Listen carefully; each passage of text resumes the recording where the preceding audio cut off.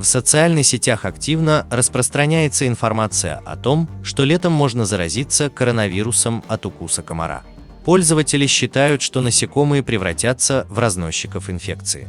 Сайт StopFake отмечает, что эти сообщения не соответствуют действительности. Теория о том, что кровососущие насекомые могут заражать людей COVID-19, неверна. Кроме того, опровержение опубликовано на официальном сайте Всемирной организации здравоохранения. На данный момент информация о возможности передачи коронавируса через укусы комаров отсутствует.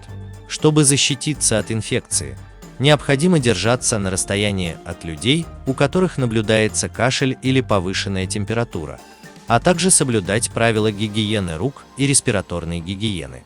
Коронавирус передается воздушно-капельным путем. Насекомые не являются разносчиками этого заболевания.